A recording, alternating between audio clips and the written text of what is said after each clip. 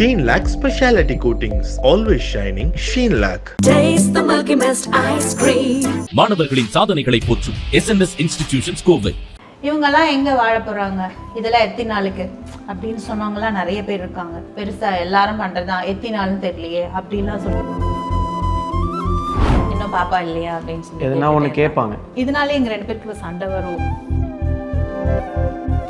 21 days injection போடணும் வயிற்றுல. அது எனக்கு ஃபெயிலியர் ஆயிடுச்சு. பார்த்துக்கோங்க உங்கள் லைஃப்பை, மேனேஜ் பண்ணிக்கோங்க. நீங்கள் போயிருங்க, இன்னொரு கல்யாணம் பண்ணிக்கோங்கன்னு வந்து ஐ திங்க் நிறைய பெண்கள் சொல்ல மாட்டாங்கங்க. அவங்க சொல்லும்போது உங்களுக்கு எப்படி இருக்கும்? ஸோ அதனாலே நான் வந்து ரொம்ப பொசசிவ். நார்மலாக ஆஃபீஸ் போகிறவங்களுக்கு கூட ஒரு சேவிங்ஸ் இருக்கும், ஒரு ஏதோ ஒன்று இருக்கும். பட் சினிமாவில் இருக்கிறவங்களுக்கு அப்படி. பட் அவங்க சமைக்கிறதுல வந்து எது செம்மையாக இருக்கும்? சிக்கன், கருவேப்பிலை சிக்கன். கருவேப்பிலை சிக்கனா? நல்லா இருக்கே. நான் நிறைய பேர் பிரியாணிம்பாங்க. யார் ரொம்ப ரொமான்டிக்? 2 பேரும் தான். மிஸ் அண்டர்ஸ்டாண்டிங் நிறைய வந்துக்கிட்டே இருக்கும் எங்கள் 2 பேருக்குள்ள, சின்ன சின்ன விஷயங்களுக்கு. இவங்க வந்து சினிமாவில் பண்ணியிருக்காங்க, இப்போ சீரியல் பண்ணாங்க, இவங்களுக்கு என்ன பண்ண கஷ்டம் இருக்க போகுது, இவங்கெல்லாம் பெருசாக தான் இருப்பாங்கன்னு சொல்லிட்டு. கண்டிப்பாக வெளியே இருந்து பார்க்குறவங்களுக்கு அவங்களுக்கு என்னப்பா அப்படி தான் இருக்கும். இல்லை, இப்போ வரைக்கும் அப்படி தான் பேசிட்டு இருக்காங்க. சினிமாக்காரங்களுக்கு தான் அது எவ்வளோ கஷ்டன்றது சினிமாவில் இருக்கிறவங்களுக்கு தான் தெரியும். நார்மலாக ஆஃபீஸ் போகிறவங்களுக்கு கூட ஒரு சேவிங்ஸ் இருக்கும், ஒரு ஏதோ ஒன்று இருக்கும். பட் சினிமாவில் இருக்கிறவங்களுக்கு அப்படி கிடையாது. இப்போ ஒரு ட்ராக் போகுது, ஒரு சீரியல்னு வச்சுக்கோங்களேன், அவங்களுக்கு ஒரு 15 days ஒர்க் வருதுன்னு சொல்லி தான் புக் பண்ணுவாங்க. கரெக்டாக பார்த்தீங்கன்னா கதை வேறு மாதிரி ரூட் மாறும். உடனே அந்த கேரக்டர் வரவே வராது. அந்த 15 daysங்கிறது வந்து 5 days ஆகலாம், 3 days ஆகலாம், 7 days ஆகலாம். அந்த மாதிரி ஆகும்போது இப்போ நமக்குன்னு ஒரு கமிட்மெண்ட்ஸ் இருக்கும், நமக்குன்னு ஒரு இது இருக்கும். இதுக்கு இவ்வளோ இருக்கணும், நமக்கு பேமெண்ட் வரணும் அப்படின்னு. அப்போ நம்ம என்ன பண்ணுறதுனே தெரியாமல் ஒரு மாதிரி மென்டலி டிஸ்டர்ப் ஆகும். அதெல்லாம் கொஞ்சம் அது வந்து வெளியிலேருந்து பார்க்குறவங்களுக்குலாம் அது தெரியாது. ஸோ அவங்க சொல்கிற மாதிரி லைஃப் ரொம்ப அன்சர்டனாக இருக்கும், எப்போ சான்ஸ் வரும் வரான்னு தெரியாது. பட் நீங்கள் எப்படிப்பட்ட ஒரு சப்போர்ட்டாக அவங்களுக்கு இருக்கீங்க? அவங்க ஷூட்டிங் போகிறேன், எந்த இதில் செய்யாத, நான் பார்த்துக்கிறேன் அப்படின்னு. நான் அப்படியே 10 o'clock தான் நான் ஷாப்புக்கு போவேன். நான் அதனால் காலையிலே இருந்தேன். வீட்டில் 3 டாக் இருக்குது. அவங்களெல்லாம் பாத்ரூமுக்கு வெளியெல்லாம் கூட்டிகிட்டு போயிட்டு வந்துட்டு அவங்க ஃபுட்டு போட்டுட்டு எல்லாம் க்ளீன் பண்ணிவிட்டு நான் போயிடுவேன். வீட்டில் இருக்கிற டைமில் அவங்களுக்கு வீட்டில் வேலை பார்க்குற கரெக்டாக இருக்கும். ஷூட்டிங் போகிற டைமில் அவங்கள எந்த வேலையும் செய்யாதுன்னு. ஏன்னா அவங்க எழுந்துக்கிறதே 5 o'clock எழுந்திரிச்சிருப்பாங்க. எழுந்திரிச்சிட்டு அவங்க 7 o'clockலாம் வீட்டிலேருந்து கிளம்பணும். அவங்க எல்லாம் ரெடி பண்ணிவிட்டு அவங்களுக்கு தேவையான ரெடி பண்ணிட்டு போகிறக்கே கரெக்டாக இருக்கும். அதனால் அவங்கள எதுவுமே டிஸ்டர்ப் பண்ண மாட்டேன் நான். நீங்கள் சொல்லுங்கள். இதான் அழகாக சொன்னார், நான் டிஸ்டர்பே பண்ண மாட்டேன்னு சொல்லிட்டு. நான் ஆக்சுவலி குக் பண்ணி கொடுத்துட்டு போகிறேன்னு சொல்லுவேன். அவர் வந்து லேட்டாக தான் சாப்பிடுவார், மதியம் 3 o'clock மேலே ஆகும். அவரை பற்றி சொல்லணுன்னா எல்லா வேலையும் பார்ப்பாரு. நான் காலையில் கிளம்பிடுவேன், அவ்வளோதான். எனக்கு அர்ஜென்ட்டில் கிளம்பிடுவேன். எனக்கு டென்ஷனில் என்ன ஏது எதுவுமே பார்க்க மாட்டேன், கிளம்பிடுவேன். அந்த டைமுக்கு நம்ம அங்கே இருக்கணும், ஸ்பாட்டில் இருக்கணும். ஏன்னா எனக்கு வந்து லொக்கேஷன் ரொம்ப தூரம், கொட்டிவாக்கம், ஈஸியாக கிட்ட. ஸோ அங்கே இருக்கனால நான் கொஞ்சம் ஏர்லியாக போகணும். இங்கேருந்து ஒரு 7:15 கிளம்புனா தான் நான் அங்கே வந்து 8 o'clock 8:15 அங்கே போய் ரீச் ஆகுவேன். அதனால் இவர்கிட்ட விட்டுருவேன், நான் பார்த்துக்கோங்க அப்படின்னுவேன். அவர் எல்லாமே பண்ணிவிடுவேன். வீடு பெருக்கி தொடச்சி சாமான் கழுவிட்டு பசங்களுக்கெல்லாம் என்ன பிஸ்கெட் போடுறது எல்லாம் போட்டுட்டு நீட்டாக வச்சுட்டு போவாங்க. So is my right hand. ஃபுல்லாக வீட்டில் எல்லா வேலையும் அவர் பார்த்துப்பாரு. நான் வீட்டில் இருக்கும்போது அவர் கொஞ்சம் ஃப்ரீயாக தூங்கி எழுந்திரிச்சிட்டு போவார். எல்லாமே நான் பார்த்துப்பேன். இப்படி தான் will be sharing the work. Super. So இது வந்து ஒரு அண்டர்ஸ்டாண்டிங் இல்லையா, ஒரு பியூட்டிஃபுல்லான ஒரு அண்டர்ஸ்டாண்டிங். பட் உங்கள் 2 பேரில் யார் பயங்கரமாக சண்டை போடுவாங்க? சிரிப்புலையே தெரியுது. சம்டைம்ஸ் சொல்லுவாங்களே, ஆம்பளைங்களுக்கு வந்து நம்ம கரெக்டாக கொஸ்டின் கேட்டால் பிடிக்காதுல்ல, பிடிக்காத மாதிரி அவங்க இன்னும் கோவம் வரும், இன்னும் எரிஞ்சு விழுவாங்க. அந்த மாதிரி பண்ணிட்டு போவார். அதுதான் எங்கள் 2 பேருக்குள்ள ஒரு மிஸ் அண்டர்ஸ்டாண்டிங்காக ஆகிட்டே இருக்கும் அது எப்போவுமே. பட் அந்த மாதிரி ஒரு சண்டைனால தான் அப்போ வந்து ஒன்று சேர்ந்துருக்கீங்க. அந்த சண்டை எதுக்கு வந்துச்சுன்னு நான் கேட்கல. எதுக்கு அவ்வளோ சண்டை போட்டு அவங்க அந்த மாதிரி ஒரு பாயிண்ட்டுக்கு போனாங்க? அது சொல்ல முடியாது. அது சின்ன சின்ன விஷயம்தான். ஏதாவது ஒரு விஷயம் சொல்லுவேன், அவருக்கு அது பிடிக்காது, கோவம் வரும். சரி ஓகே அப்படின்னு அது அப்படியே போகும். அப்புறம் 2 நாளில் சரியாயிடும்.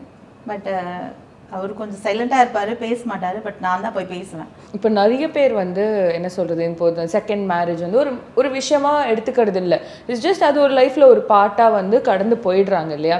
அந்த ஒரு மைண்ட் செட் வர்றதுக்கே ஒரு மெச்சூரிட்டி தேவைப்படுது இல்லையா. ஸோ நீங்கள் வந்துட்டு யூ டேக்கன் த டெசிஷன். அது ஒரு பாயிண்ட்டாக இல்லை, அது ஒரு பெரிய விஷயமா இப்போ யாரும் பார்க்கறதில்ல. நீங்களும் அதில் ஒருத்தராக இருந்திருக்கீங்க. ஸோ ஏதாவது ஒரு பாயிண்டில் எங்கேயாவது யாராவது அந்த மாதிரி சொல்லியிருக்காங்களா, எதுக்குடா போய் செகண்ட் மேரேஜ் பண்ணிக்கிறேன்ட்டு?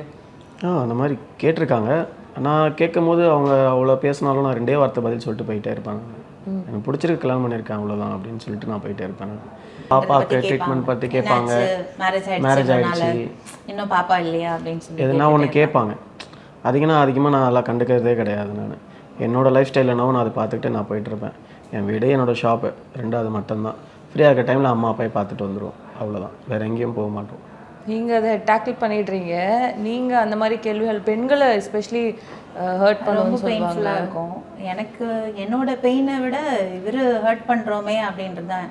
இப்போ நம்ம லேடிஸ் யாருன்னா கேட்டால் கூட நம்ம ஒரு மூலில் போய் அழுதுட்டு வந்துடுவோம், ஓகே அது முடிஞ்சு போயிடும். பட் ஆம்பளைங்களுக்கு அப்படி கிடையாதுல்ல. they'll be talking like என்னடா ஆச்சு, என்ன ஆச்சு, இன்னும் ட்ரீட்மெண்ட் பண்ணலையா என்ன, அப்படி கேட்பாங்க. இவரும் என்கிட்ட சொல்ல மாட்டார். என்கிட்ட சொன்னால் நான் ரொம்ப ஹர்ட் ஆகுவேன் அப்படின்னு சொல்லிட்டு. பிகாஸ் நான் ஆல்ரெடி 2 சர்ஜரிஸ் பண்ணிட்டேன். I have a chocolate cyst இந்த மாதிரி. ஸோ அதனால் எனக்கு நிறைய பார்த்தார் அவர். சரி, மேரேஜ்க்கு அப்புறம் நான் இமீடியட்டாக ஒரு 8 மந்த்ஸில் நான் ஐவிஎஃப் கூட பண்ணேன். சரி ஓகே பண்ணலாம், என்ன ஆனாலும் பார்த்துக்கலாம், ரொம்ப கஷ்டம், ரொம்ப பெயின்ஃபுல்லாக இருக்கும் அப்படின்னா சரி ஓகே பார்த்துக்கலாம், இவருக்காக நம்ம ஏதாவது பண்ணியே ஆகணும். ஏன்னா ஃபேமிலி சைடில் ஒரு செகண்ட் மேரேஜ் பண்ணியிருக்காரு, இதுவும் ஒரு பிரச்சனையாக வந்துடக்கூடாது அப்படின்னு சொல்லிட்டு நான் ரொம்ப இது பண்ணிவிட்டு ரிஸ்க் எடுத்துகிட்டு அது ஓகேன்னு பண்ணேன். அதுவும் கோவிட் டைமில் தான் ரொம்ப கஷ்டப்பட்டோம். கோவிட் டைமில் 21 days இன்ஜெக்ஷன் போடணும் வயிற்றில் கண்டினியூவாக. போகும்போது வரும்போதெல்லாம் போலீஸ்க்கு பதில் சொல்லணும், பெயின்ஃபுல்லாக இருக்கும். அந்த தொப்பில் சுற்றி போடுவாங்க, 21 ஊசி போடுவாங்க. லைக் அதெல்லாமே கொஞ்சம் பண்ணேன். பட் அது எனக்கு ஃபெயிலியர் ஆகிடுச்சு. நான் ஃபஸ்ட் ஸ்டெப் தான் பண்ணேன், 2வது ஸ்டெப் நான் பண்ண முடியல. பிகாஸ் தாங்கவும் முடியல, அந்த இன்ஜெக்ஷன் போட்டு ரொம்ப முடியாமல் ஆயிட்டேன். நான் எப்படி சொல்கிறது, ஹார்மோன்ஸ் ப்ராப்ளம் ஆயிடுச்சு எனக்கு. இது என்ன பிரச்சனைனே தெரியல. டாக்டர்ஸ் இங்கே போகிறேன் அங்கே போகிறேன் செக் பண்ணுறேன், அந்த டாக்டர்கிட்ட போகிறேன், ஃபீவரிஷாக இருக்குது, நடக்க முடியல, படுத்துகிட்டே இருக்கலாமான்னு இருக்குது. ஒரு மாதிரி கை கால்லாம் அப்படியே நர்வ்ஸ்லாம் ஒரு மாதிரி ஷிவரிங் மாதிரி ஆகுது, என்னன்னே தெரியல. அங்கே டாக்டர்கிட்ட கேட்டப்போ அது ஒன்றும் இல்லை, அது சும்மா இதுதான் அப்படின்ட்டாங்க. பட் என்னால் நார்மலாக இருக்க முடியல. எக் ரிலீஸ் பண்ணாங்க, என்னோட இதுலேருந்து எக் ரிலீஸ் பண்ணாங்க. அது செகண்ட் ஸ்டெப் எக் வைக்கணும், அது இது பண்ணிவிட்டு உள்ளே வைக்கணும். அந்த ஸ்டெப்புக்கு என்னால் எதுவுமே பண்ண முடியல. ஐ எம் டோட்டலி அப்படியே ஒரு மாதிரி ஆகிட்டேன். அதுக்கப்புறம் இவர்கிட்ட சொன்னேன் நீங்கள் பார்த்துக்கோங்க உங்கள் லைஃப்பை, வேறு மேரேஜ் பண்ணிக்கோன்னு சொல்லிட்டாங்க. மேரேஜ் பண்ணிக்கோங்க, செட் ஆகாது. என்னை சுற்றி இருக்க ஃபேமிலி ஏன்னா ஃபேமிலியில் இருக்கவங்க எல்லாருமே கேட்க ஆரம்பிச்சிட்டாங்க, நீ என்ன பண்ணு. ஏன்னா அவங்க சைடில் இருக்கவங்க பொறுத்த வரைக்கும் குழந்தை வேணும் அப்படின்னு நினைப்பாங்கல்ல. எல்லாருமே கேட்டாங்க, என் பாட்டியும் கேட்க ஆரம்பித்தாங்க, என்னடா பாப்பாவுக்கு என்ன ட்ரீட்மெண்ட் பார்த்துட்ருக்கேன். இல்லை நான் பார்த்துட்டு தான் இருக்கோம், அவளுக்கு உடம்பு சரியில்லை, ஓட்டம் பிரச்சனை இல்லை, பார்த்துக்கலாம் அப்படின்னு சொல்லிட்டேன். சரி யார் என்ன சொன்னாலும் பரவாயில்ல, இருக்கட்டும் பார்த்துக்கலாம், நம்ம 2 பேரும் இருக்கோம், நம்ம பார்த்துப்போம், டாக் இருக்குல்ல அதை வச்சு பார்த்துக்கலாம் அப்படின்னு சொல்லி விட்டுட்டேன். So he was too much of helping me. ஃபேமிலிலலாம் ரொம்ப ஃபைட் பண்ணி எல்லா விஷயத்துலேயும் he was taking care, too much of care. அந்த மாதிரி ஒருத்தர் கிடைக்கிறது ரொம்ப கஷ்டம் இல்லையா. ஸோ அதனாலே நான் ரொம்ப பொசசிவ், நான் ரொம்ப பொசசிவ். இதனாலே எங்கள் 2 பேருக்குள்ள சண்டை வரும். வெளியிலலாம் போனோன்னா சண்டை வரும். அப்படிலாம் விட்டு போக முடியாதுன்னு இப்போ வரைக்கும் அதை தான் சொல்லிட்டு சண்டையில் கோவத்தில் பேசுறது, அதுக்கப்புறம் நார்மலாக இதுவாகிடும். நீ அதை பற்றி கவலைப்படாத, அது பெரிய விஷயம் கிடையாது. ஒன்று சொல்லுவார், உனக்கு நான் குழந்தை, எனக்கு நீ குழந்தை, அவ்வளோதான். இருக்கிற ஒரு லைஃப் பார்த்து போவோம் அப்படின்னு கடவுள் கண்டிப்பாக கொடுப்பாரு, நம்பிக்கையோடு இரு அப்படின்னு சொல்லிட்டு அவர் தான் என்னை ஃபுல் அண்ட் ஃபுல் அப்படியே இது பண்ணிவிட்டு அப்படியே ஓடிட்டுருக்கோம். இல்லை நீங்கள் சொல்லுங்கள். ஏன்னா அவங்க ஒரு வாட்டியும் அவ்வளோ லவ் பண்ணுறாங்க தட் அவங்களுக்கு உங்கள் லைஃப் நல்லா இருக்கணும், நீங்கள் போயிருங்க இன்னொரு கல்யாணம் பண்ணிக்கோங்கன்னு ஐ திங்க் நிறைய பெண்கள் சொல்ல மாட்டாங்கங்க. எப்படி அவங்க அதை சொல்கிறாங்க எனக்கு தெரியல. பட் அதை அவங்க சொல்லும் போது உங்களுக்கு எப்படி இருக்கும்? என்னை விட்டு போனாது தோணாது. சொல்லுங்க, பேசுவோம். ஆனால் அவன் கண்டிப்பாக விட்டு போக மாட்டான்னு எனக்கு தெரியும். பட் இருந்தாலும் விட்டு போயிட்டான்னா அப்படின்னு யோசிப்பேன். எல்லோரும் கேட்பாங்க, என் ஃப்ரெண்ட்ஸ் எல்லாம் கேட்பாங்க, அப்படி ஒரு வேலை போயிட்டாங்கன்னா உன்னால் முடியுமா, உன்னால் ஃபேஸ் பண்ண முடியுமா? சத்தியமாக என்னால் அது முடியாது. அந்த நிலைமை எனக்கு எப்படி ஆகும், என்ன பண்ணுவேன்னு எனக்கு தெரியாது. பட் இப்போ வரைக்கும் யோசிக்கிறது என்னன்னா, லைக் நான் நிறையா ட்ரை பண்ணியும் கிடைக்கல. அதுக்கப்புறமும் ஃபேமிலியில் எங்கள் மாமியாரும் சரி, எங்கள் மாமியார் சைடும் சரி, என்னம்மா இன்னும் இல்லையா அப்படின்னு இது வரைக்கும் அவங்க யாருமே கேட்டதே கிடையாது. ஏன்னா அவங்க அந்த மாதிரி, ஏன்னா அவங்க பொண்ணுக்கும் இந்த மாதிரி ஒரு இஷ்யூ இருக்கிறனால லைக் அந்த வலி எப்படி இருக்கும்னு அவங்களுக்கும் தெரியும். வெளியில் எங்கேயாவது நாங்கள் போனோன்னா லைக் தூரத்து ரிலேஷன்ஸு அவங்க தான் ஏதாவது கேட்பாங்க இந்த மாதிரி. அதனாலேயே நாங்கள் எங்கேயுமே போகிறது கிடையாது, எந்த ஃபங்க்ஷனுக்குமே போகிறது கிடையாது. இந்த மாதிரி ஏதாவது கேட்டு ஹர்ட் பண்ணுவாங்க அப்படின்றதுனாலே நாங்கள் எங்கேயும் போகிறது கிடையாது. எங்கள் ஃப்ரெண்ட்ஸு, இவரோட ஃப்ரெண்ட்ஸு வீட்டுக்கு வந்து வில் ஜஸ்ட் ஹேவ் பார்ட்டி, வீட்டில் வந்து ரொம்ப நல்லா ஃபன் பண்ணுவோம். யாரோட பர்த்டே லைக் அந்த மாதிரினா நல்லா ஃபன் பண்ணிட்டு ஜாலியாக இருக்கும். That's it. எனக்கு வயசு இருக்கா என்னெல்லாம் எனக்கு தெரியாது. பட் ஐ ரியலி வாண்ட் உங்களுக்கு வந்து இந்த பேபி இருக்குது இல்லைன்னு தாண்டி I want happiness for you both. எனக்கு சீரியஸாக எனக்கு அதுதான் தோணுது. So I'm sure. ஏன்னா நிறைய டஃப் டைம்ஸ் நீங்கள் பர்சனலாக லைஃப்பில் வந்து இதுக்கு முன்னாடியாக இருக்கட்டும் இப்போவுமே ஃபேஸிங் ஸோ மெனி திங்ஸ்ன்றப்போ ஒரு பவர் வேணும், ஒரு கான்ஃபிடென்ஸ் வேணும். வாழ்க்கையை வாழ தான் போகிறேன்னு சொல்லிட்டு அந்த ஒரு கான்ஃபிடென்ஸ் 2 பேருக்கும் மாற்றி மாற்றி நீங்கள் பேசுவீங்களா, கம்யூனிகேட் பண்ணுவீங்க? எப்படிங்க உங்களுக்கு அந்த confidence I will deal with இட்ன்ற அந்த கான்ஃபிடென்ஸ் எங்கேருந்து வருது? அது சண்டை வரும்போது தான் வரும். இந்த 4 வருஷம் ஆக போகுது இந்த ஆகஸ்ட் வந்தா. நிறைய நாங்க வந்து பேசிக்கிறது ரொம்ப கம்மி. லைக் மிஸ் அண்டர்ஸ்டாண்டிங் நிறைய வந்துகிட்டே இருக்கும் எங்க 2 பேருக்குள்ள. சின்ன சின்ன விஷயங்களுக்கு எனக்கு வந்து எப்பவுமே பேசணும், உட்காந்து பேசு, என் கண்ணை பார்த்து பேசு. ஸோ ஏதாவது ஒரு விஷயம் கிடைக்கும், உனக்கு என்னவோ அதை நான் இது பண்ணுறேன், எனக்கு என்னவோ நீ இது பண்ண அப்படின்னு. பட் இவருக்கு அது பேசுறதுனால பிடிக்காது. பிகாஸ் பேசின பிரச்சனை பெருசாகும். எதுக்கு வேண்டாம், நான் எதனா ஒன்று பேசுவேன் உனக்கு ஹர்ட் ஆகும், நீ எதனா பேசுவேன் எனக்கு ஹர்ட் ஆகும். அந்த மாதிரியே அப்படியே கொஞ்சம் கொஞ்சம் அப்படியே போயிட்டே இருக்கும். பட் பிரச்சனைன்னு வரும்போது ஒரு ஒரு ஒரு ஸ்டேஜ் பெருசாகும் போது will have too much of confident. Okay, எல்லார் வீட்லேயும் வர பிரச்சனை தான், இது ஒரு பெரிய பிரச்சனை கிடையாது. அந்த ஃபஸ்ட்டு டே செகண்ட் டே கடந்துட்டோன்னா அவ்வளோதான், முடிஞ்சிடும். லைக் என்னை வந்து ஒரு கிரேடில் வைக்கணும் அப்படின்னு நினைப்பாரு எப்பவுமே. நீ இந்த இடத்துல இருக்கணும், நீ இப்படியே இருக்கணும்னு நினைக்காத, இதுக்கு முன்னாடி நீ எப்படின்னு தெரியாது, இப்போ நீ வந்து இப்படி இருக்கணும்னு நினை அப்படின்னு சொல்லிட்டு அவர் வந்து என்னை ரொம்ப பூஸ்ட் பண்ணிகிட்டே இருப்பார். Super bro. எனக்குன்னு ஒரு லைஃப் இருந்தால் இப்படி இருக்கணுன்ற ஒரு கனவு இருக்கும் இல்லையா? உங்களுக்கு ஏதாவது பண்ணிக்கணும்னு ஆசை இருக்கா? என்னோடய பிஸ்னஸை வந்து டெவலப் பண்ணணும்னு நினைப்பேன் நான். நான் பெரிய சலூன் ஓப்பன் பண்ணணும், அப்படி 2 பேரும் பார்ட்னராக பண்ணணும் தான் நினைப்போம் 2 பேருமே. ஏன்னா இவங்களும் சினிஃபீல்டு விட்டு சினிஃபீல்டு ரொம்ப நாள் ரன் போயிட்டு இருக்க முடியாது, நம்ம பிஸ்னஸ் பண்ணணும் அப்படின்னு சொல்லி இதில் இருக்கும்போது சரி நம்ம பெரிய சலூன் ஸ்பா வந்து நம்ம பெருசாக ஓப்பன் பண்ணலாம். அவங்க இவங்களோட ஐடியா என்னென்னா கடன் வாங்கக்கூடாது, நம்ம ஓன் காசில் நம்ம பண்ணணும் அப்படின்ற ஒரு இன்ட்ரெஸ்டிங்கில் இருப்பாங்க. எதுவாக இருந்தாலும் காலை எடுத்து ஒரு ஸ்டெப் வைக்க முன்னாடி அவங்க பயப்படுவாங்க.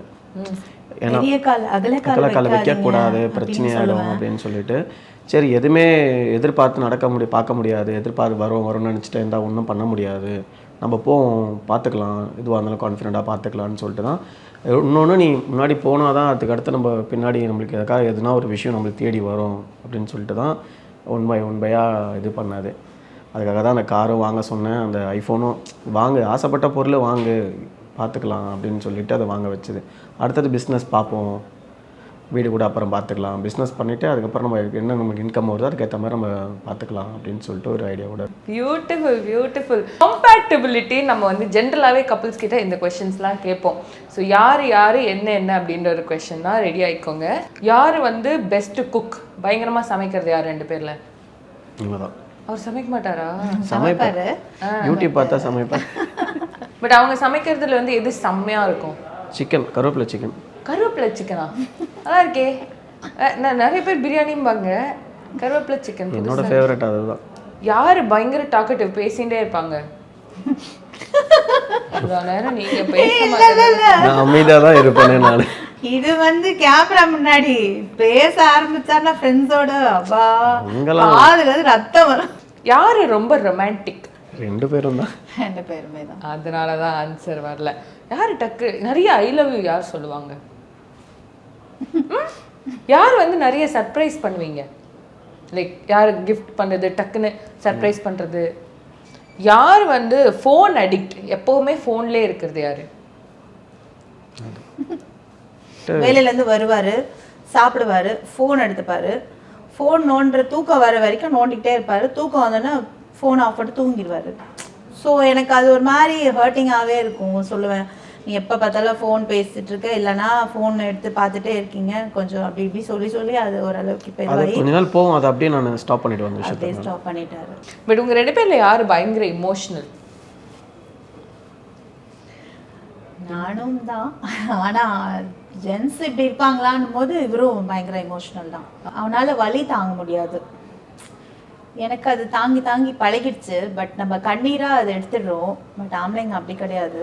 ஸோ ஈஸ் லைக் வெரி மனசுக்குள்ளேயே வச்சிட்ருப்பாரு. லைக் சொல்ல மாட்டார், அது உள்ளவே வச்சுருப்பாரு. ரொம்ப இமோஷ்னலாக இருப்பார். பட் நான் நிறைய கேள்விப்பட்டிருக்கேன், ஆம்பளைங்க ஆனால் அழக்கூடாது அப்படி தான் வந்து வளர்த்துட்டு இருந்தாங்க ஒரு பாயிண்டில். இப்போ அது வந்து மாறிட்டு இருக்கு. பட் நீங்கள் வந்துட்டு இல்லை இமோஷ்னல் அப்படின்னு அவங்க சொல்லும்போது உங்களுக்கு அது எவ்வளோ லிபரேட்டிங்காக இருக்குது? நான் இப்படி தான், எனக்கு அழுவும் தோணுச்சுன்னா அழுவேன், ஏன் ஆம்பளைங்கன்னா அழக்கூடாதா அப்படின்லாம் யோசிச்சிருக்கீங்களா? ஆனால் இந்த மாதிரி ஹர்ட் ஆகுமேன்னு சொல்கிறதுக்காக தான் அதிகமாக யார்கிட்டையும் நான் பேசவே மாட்டேன். நான் திடீர்னு ஏன்னா சொன்ன மாதிரி தாங்க மாட்டேன். திடீர்னு செட் ஆகாது. சடன் நான் அவங்கள என்ன திட்டுறேன்னா அவங்களுக்கு வலிக்கும் தெரியும். அதனாலே நான் அவங்கள எதுவுமே நான் பேச மாட்டேன். நான் சரி அந்த இடத்துல அவங்க நம்ம பேசினாலும் அவங்களுக்கு அதே தான் பெயின் இருக்கும் அப்படின்னு சொல்லிட்டு நான் எதுவும் நான் பேச மாட்டேன். அதான் நம்மளே அது வார்த்தை வரத்துக்கு முன்னாடியே அந்த டாபிக் நான் ஸ்டாப் பண்ணிவிடுவேன். ஓகே. அதனால் அழுகுறாமல் இருந்தாலும் தனியாக அதோட முடிச்சு பண்ணேன். எக்ஸ்ட்ரீமாக போனால் தான் அது அந்தளவுக்கு மீறி வரும். அது பட் அவங்க ஐ திங்க் நீங்கள் ஃபர்ஸ்ட் பார்க்கும்போது சிரிச்சிட்டே இருக்காரு அப்படின்றது தான் ஃபஸ்ட்டு. அதுதான் எனக்கு பிடிக்கும். பட் நீங்கள் ஒரு பாயிண்டில் வந்து அண்டர்ஸ்டாண்ட் பண்ணியிருப்பீங்க இவ்வளோ இமோஷ்னலாக இவ்வளோ சென்சிட்டிவான ஒரு பர்சனான்னு சொல்லிட்டு. நிறைய வாட்டி இந்த மாதிரி பண்ணிக்கேன். லைக் இவ்வளோ சென்சிட்டிவா அப்படின்ட்டு. லைக் சில பேர்லாம் ஆம்பளைங்களாம் அது பெருசாக எடுத்துக்க மாட்டாங்க. சரி விடு அப்படின்னு சொல்லிட்டு போயிட்டே இருப்பாங்க. ஓகே அடுத்த வேலை என்ன அப்படின்ட்டு. பட் இவர் அப்படி கிடையாது. ஒரு விஷயம் அவர் அது ஹர்ட் ஆகிடுச்சுன்னா அது வந்து சாகிற வரைக்கும் மறக்க மாட்டார். அது அப்படியே உள்ளே வச்சுட்டே இருப்பார். லைக் ரொம்ப ஹர்ட் ஆகிடுச்சு எனக்கு அது அப்படின்னு சொல்லிட்டு அது நான் அது கேட்டு வாங்கிடுவேன். என்னன்னு சொல்லுங்கள், நீங்கள் உள்ளுக்குள்ளேயே வச்சுங்கன்னா எனக்கு தெரியாமல் போயிடும். என்னன்னு சொன்னீங்கன்னா உங்களுக்கும் கொஞ்சம் ஃப்ரீ ஆகும் அப்படி சொல்லிட்டு நான் அது கொஞ்சம் நச்சரித்து நோண்டி கேட்டு வாங்கிடுவேன். சொல்லுங்கள் அப்படின்னு ஒரு ஸ்டேஜில் அவரும் அதை பர்ஸ்ட் அவுட் ஆகிடுவார். அதுக்கப்புறம் ஓகேவாயிடும். அது பர்ஸ்ட் அவுட் ஆகாமல் உள்ளுக்குள்ளேயே வச்சுருந்தா தான் அது நான் எப்போவுமே அவருக்கு நான் சொல்லியிருக்கிறது அதுதான். எப்போவுமே பேசி தீர்த்துக்கலாம் எந்த ஒரு விஷயமா இருந்தாலும். அதே மாதிரி நமக்குள்ளே சண்டையா ஒரு நாள் அதோடு முடிச்சிடணும். 2 நாள் 3 நாள் நீ அதை வளர்த்தினாலே நம்ம 2 பேருக்குள்ளே இருக்கிற அந்த இது வந்து தூரமாக போயிட்டே இருக்கும்.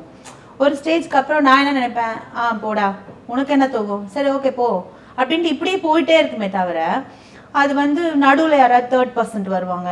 அவங்க வந்து ஒன்று சொல்லி இவங்க சொல்லி அது எதுக்கு? எதுவாக இருந்தாலும் நம்ம 2 பேருமே பேசிக்கலாம். நான் நிறைய கேட்குறதா இருக்காங்க, பேசுங்க உட்காந்து பேசலாம். பேசினா சண்டை வருது தான். பட் சண்டை வராமல் என்ன பண்ணணுன்றதை பற்றி பேசலாம் ஓகே அப்படின்ட்டு தான் நான் அவர்கிட்ட எப்போவுமே நான் சொல்லுவேன். இவங்கெல்லாம் எங்கே வாழ போகிறாங்க, இதெல்லாம் எத்தனை நாளுக்கு அப்படின்னு சொன்னவங்களாம் நிறைய பேர் இருக்காங்க. பார்த்துக்கலாம் அப்படின்லாம் சொல்லி சேலஞ்ச் எல்லாம் பண்ணியிருக்காங்க நிறைய பேர். லைக் என்ன வாழ்ந்துட போகிறீங்க, பெருசாக எல்லாரும் பண்ணுறது தான், எத்தனை நாள்னு தெரியலையே அப்படிலாம் சொல்லியிருக்காங்க. ஸோ அதெல்லாம் தாண்டி நாங்கள் வந்து ரொம்ப போராட்டத்தில் ஃபேமிலிலையும் சரி, அவங்க ஃபேமிலிலையும் சரி, எங்கள் ஃபேமிலிலையும் சரி, ரொம்ப ஒரு போராட்டத்தில் நாங்கள் அப்படியே எடுத்துகிட்டு போயிட்டுருக்கோம். ஸோ இதை பற்றி நாங்கள் யோசிக்கும் போது மற்றவங்களுக்காகன்னும் போது நம்ம அதே மாதிரி ஆகிடுவோம். ஸோ நம்மளை பற்றி நம்ம யோசிக்கணும். நம்மளோட லவ் என்னன்றது உனக்கு தெரியும் எனக்கு தெரியும் அப்படின்னும் போது நாங்கள் அப்படியே அதை எடுத்துகிட்டு போயிருக்கோம். கண்டிப்பாக I think life is a ப்ராசஸ்ன்ற மாதிரி அடுத்தடுத்து நல்ல விஷயங்கள் மட்டும்தான் வரும். Thank you so much. நிறைய விஷயங்கள் ரொம்ப ஹார்ட்ஃபெல்ட்டாக, எனக்கு பர்சனலாகவே ரொம்ப ஹார்ட்ஃபெல்ட்டாக இருந்துச்சு உங்களோட பேசினது. ரொம்ப நன்றி. Thank you so much. Thank you. Sheen Lac Specialty Coatings, always shining. Sheen Lac. Taste the Milky Mist ice cream. மாணவர்களின் சாதனைகளை போற்றும் SNS இன்ஸ்டிடியூஷன்ஸ் கோவை.